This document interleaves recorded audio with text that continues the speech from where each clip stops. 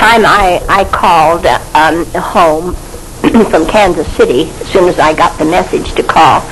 The message was that Daddy had this heart attack and that he was had gone through a crisis that night, but he had survived it, and the doctors were sure he had a good chance to get well. So I was to go on to Notre Dame to the graduation, and Lydia Newton and her husband came from Kalamazoo and joined me there, and so the three of us went to Joe's beautiful, wonderful graduation in the great big stadium at Notre Dame. And I'll never forget this impressive graduation in the football stadium. There was a brisk breeze blowing, and at one end suddenly the band broke out with a march, and the bishop came striding, and he was 7 feet tall, and he was wearing red robes that the wind carried them out behind him. He came in just almost like he was flying and walked the full length of the stadium, and his sermon to those boys was magnificent. The whole thing was so impressive that your heart was just up in your throat. Oh yes, Mike DeMura's brother Joe and his wife came down for the graduation too. And then when we left, we went through Gary and stopped and called on Mike's mother, and she gave Joe $20 for graduation present and had us to lunch. We drove back in the little new Ford, and Joe did most of the driving. It was quite an eventful trip. At one time, we were racing ahead of, or alongside of, or in the distance where we could see it, a real cyclone. We had some precarious times. There was one time when we stopped for a couple of hours and waited until the storm, moved, because we were going in the same direction. We didn't want to catch up with it. But we came home and deliberately came through Cottonwood and went to the hospital and with Daddy, to see Daddy, and he was doing fine, cheerful. He was still in an oxygen tent, of course, because this was just a few days after this crisis that he'd gone through. But within a couple of weeks, the doctors allowed him to come home gradually. I went down to Cottonwood then and moved him into a little cottage that belonged to Ray Babbitt and stayed a month. And then we moved up to Sedona for 2 weeks and gradually came up to the altitude and gradually came home. And he had no serious effects at all from the change. And this was the doctor's recommendation that we do it that way. And it certainly did work fine. From that time on, Daddy retired. He never went back to work, but he had a good many active years. I mean, he was able to pursue his hobbies and that sort of thing, like going to the woods, which was his great love, going to the Cedars.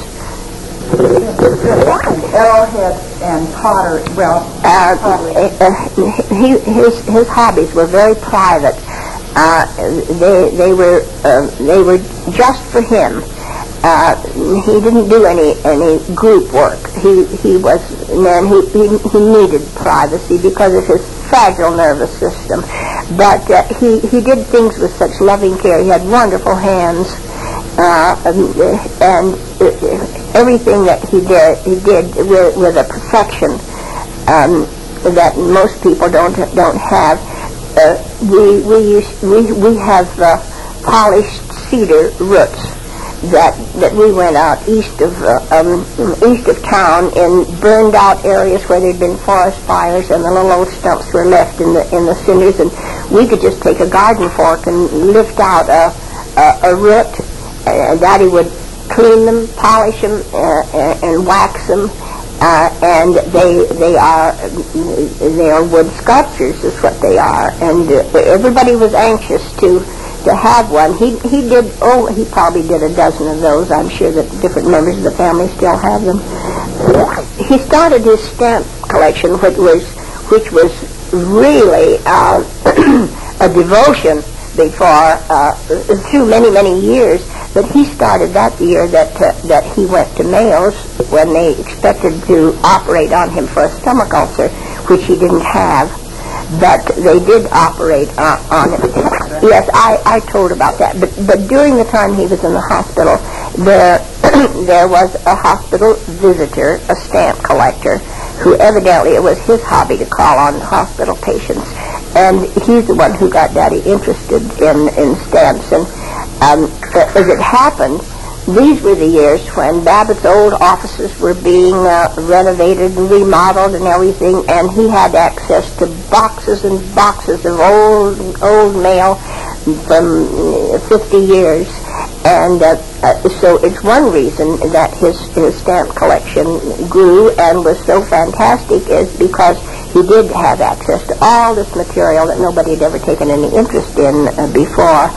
And this was certainly the private thing. If we came in and stood around the table when he's sorting stamps, if anybody sneezed, why, a wrath came down upon their heads, because nobody was allowed to touch a stamp with a finger. They were always handled with tweezers. And so his stamp collection grew by leaps and bounds. But it was a source of great comfort to him. It's the kind of private thing that he needed, was a meaningful occupation, but it had to be quiet and had to be private. So our great family pleasure was going to the Cedars.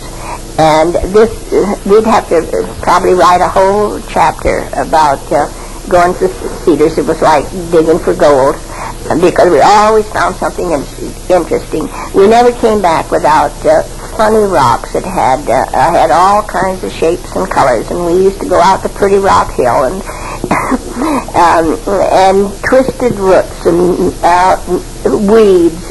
We always brought home pretty weeds and had dry, arrangements that we'd make out of it. But there was Grand Falls, a trip too that was out in the Cinder country. The Grand Falls was a little Colorado, and we'd go pick up driftwood, and one of the prized possessions and memories of these things that I have was something that Daddy brought in for my birthday one morning. It was the knot from a tree, a burl, that had been weather soaked and beaten and washed along. But anyway, he had picked up some scraps of my old costume jewelry and adorned it, and he handed it to me the morning that he came out to breakfast on my birthday. And as I picked it up and turned it over, I burst out laughing, and I said, "Joe, what is it?" Because it's shaped like an animal head, but with these fiery red eyes from beads, glass cut eyes, and tongue sticking out, and some little vicious fangs that he had painted. And he said, "Happy birthday." He said, "That's the Hellcat." And that's kind of a family possession. It's one of the little treasures because it's so clever. He always had that cartoon angle to everything that he did. Through the years, he saved the avocado seeds, and as they dried, they would shrivel.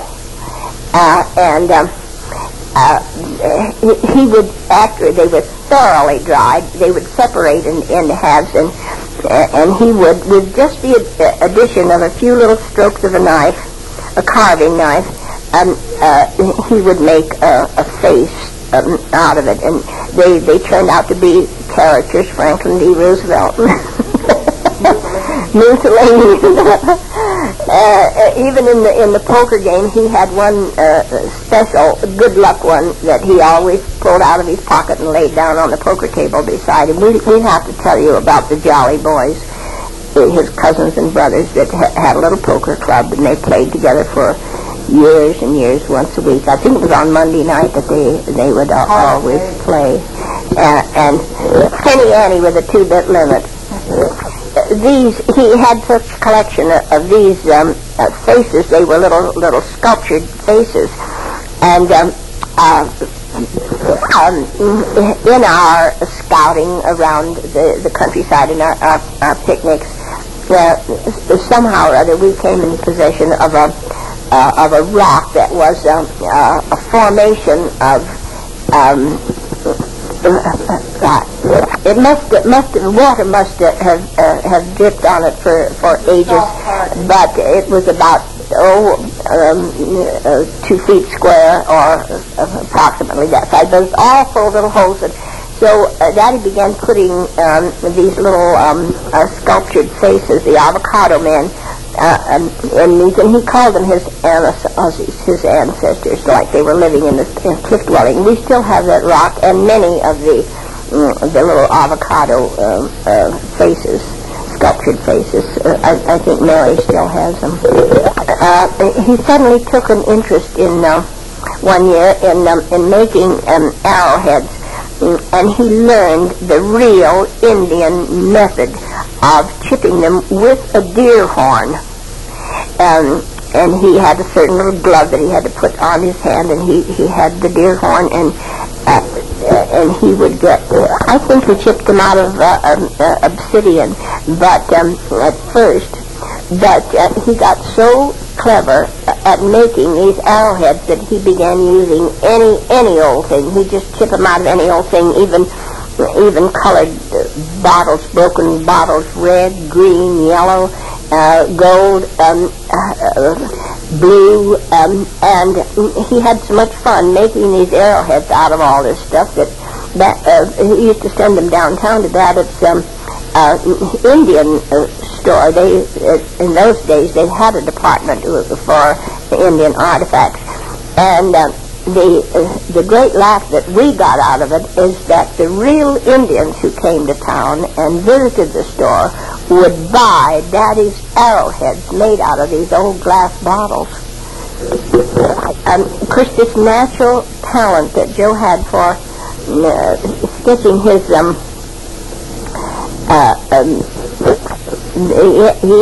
draftsmanship, he could draw anything. That all he had to do was, think it, and he could just produce it. And it was simple lines. He could just wiggle his pencil, and something clever would come out of it. I'm sure I mentioned about him painting pictures on the cellar door when the children were on his shoulders and on his legs and going down to kick the furnace in the stomach, and he'd stop and draw chalk pictures on the cellar door for them. But whenever he was ill, we always took a sketch pad to him in the hospitals, and we have quite a collection in a scrapbook of the things that he'd done. I don't know whether I mentioned the famous migraine headache picture that he drew. He could do the abstract thing as well as the realism when he wanted to, but he did lots of abstract drawings too, and he liked to color them, even with simple little crayons. We do have quite a collection. He never sat down idly. If there was a business meeting, he was doodling. If there was, yes, on box lids and back of them, we were always having to snatch at these drawings of his in order to save them, because he never wanted to make anything of it. But they were always so completely original and creative that we enjoyed and encouraged him to do more of it. One of his hobbies was to listen to the ball game. He was quite a ball fan and a football fan, and on account of it, well, this was before television, when we had just the radio, and always in listening to the games he was doodling, and we would try and rescue his doodles. we had such a big laugh at one party when we were all looking at some of Daddy's doodling, and Ted Babbitt spontaneously started to interpret them, and really, I wish we had it on tape because it was hysterical. Ted's interpretation of the things that Daddy had done, and of course he didn't. He just aimlessly doodled. He didn't deliberately think up a theme and then illustrate it most of the time. One year I had an opportunity to take some training in mosaics, and I had to go to Sedona to do it. But in doing some homework, the whole family became interested in mosaics, and they took one of Daddy's doodling pictures and made a big mosaic. And the fun part of it is that they made it out of pills. Our daughter, Rama, was a Harvard medical graduate, and she was practicing medicine in Flagstaff at the time. And, of course, these doctors get boxes and boxes of sample pills. And the pills are such beautiful colors and all that... anyway... somehow or other, it occurred to the girls, somebody instigated it, and they took all of these beautiful colored pills and one of Daddy's doodling pictures and made a big mosaic for him. It's a 22 by 28 masterpiece. The background is made of white navy beans, or ivory-colored navy beans. And they used all of these colored pills to reproduce this picture, and they called it a curious picture of pop art. After that, it acquired several titles that I'll tell you the titles later. But at that time, Daddy was in the hospital, and he was going to be released. He was in the local hospital, and he was going to be released on his birthday. And when, so the big presentation of the curious picture of pop art took place the day we brought Daddy home from the hospital on his birthday. And this picture is the envy of all the doctors. They really would like to exhibit it either in the drugstore or in their offices or in the hospital someplace. It is a conversation piece. This crazy picture was a man running at full speed with 4 legs, and he had the face is done in green because Daddy used to say that he was full of gangrene, and he had a little squirrel sitting up on one shoulder. He used to have an awful lot of pain in that shoulder, and he said it was because the squirrel was nibbling on him there. There was a hot flame in his stomach. His stomach was burning up, he would say. And the fact that he had 4 legs, we said, why did you give him 4 legs? And he said, well, he was hot-footing it. He had to go. If you had to go, you had to go. And from that, the picture finally acquired all these titles. This picture of pop art, Joe's Ink Mosaic, Aztec Two-Step, and the Galloping Diarrhea. All of these titles were attributed, and you have to think up something hysterical when you look at the picture, because it's a gay patchwork of brilliant colors. It's almost pretty. Everybody likes it. They like looking at it. The doctors all want it. I was remembering about the years of Daddy's retirement when we were taking such careful care of him and trying to get him well, and naturally he'd be required to report his weight. But she's remembering about him putting weights in his pockets and how it varied, you know, and if I objected to how much he had gained, he'd pull rocks out of his pockets. He did these little sly tricks just to tease me. This good humor prevailed during all the 15 years that he was practically a chair patient. About his illness, he teased about it and joked about it most of the time. He was the most uncomplaining man. And Mary, I want in this record to put that letter that his doctor, Dr. Spencer, wrote at the time of his death, because the doctor deeply appreciated all of this humor, and he wrote this beautiful letter about Daddy and his years of suffering and how patient that he was. If ever a man profited in heaven by offering up his suffering, it was certainly our Daddy, because he never complained. He never said, "Why did God visit this upon me?" or anything of the sort. He always felt that God knew what he was about, and whatever God asked him to endure, he accepted it with humility.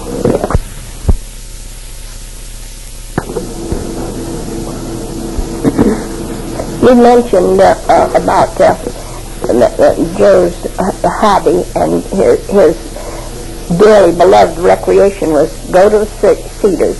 The family remark was always that the wind never blows in the Cedars, and nothing ever uncomfortable ever happened in the Cedars. It was always the utter peace and quiet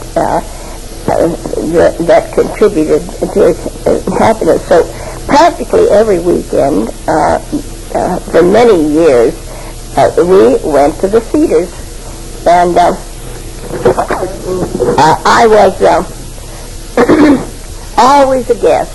I was told in the beginning that I didn't know the first principles about camping, and so there was a folding armchair set up for me, and everybody, I wasn't even allowed to hunt wood, because I wasn't supposed to know the kind of wood that died a natural death, the only kind that made good fire.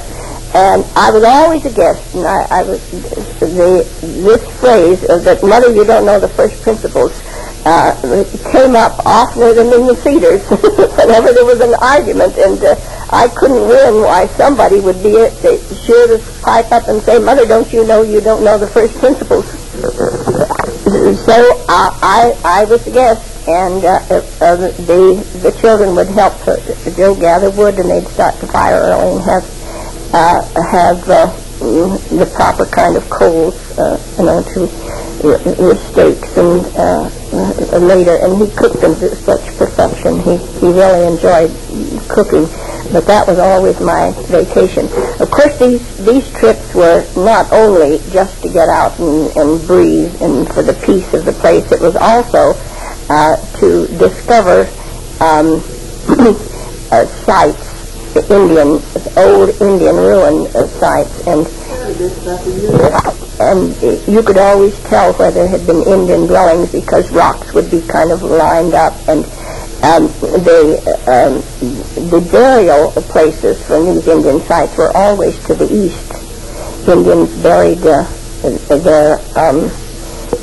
dead to the east of their dwelling, and so that on resurrection time they would be facing east if they came up out of the grave.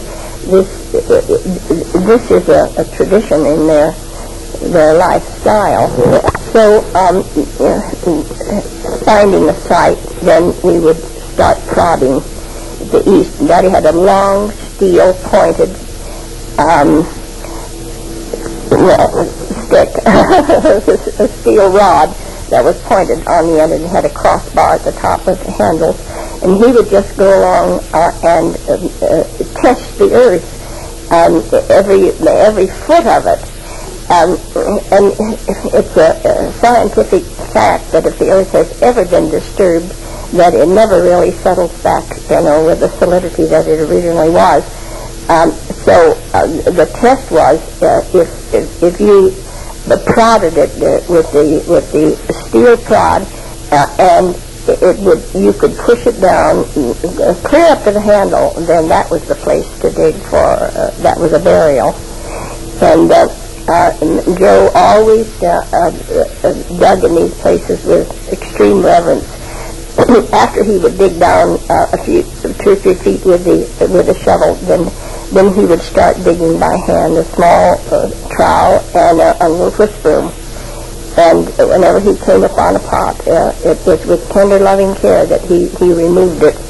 And it was always a tragedy if anybody ever broke a pot in a burial place, broke it with a prod or with a shovel. This just he wouldn't tolerate. He scientifically knew how to approach it. So I'm sure that in his 20 years of reclaiming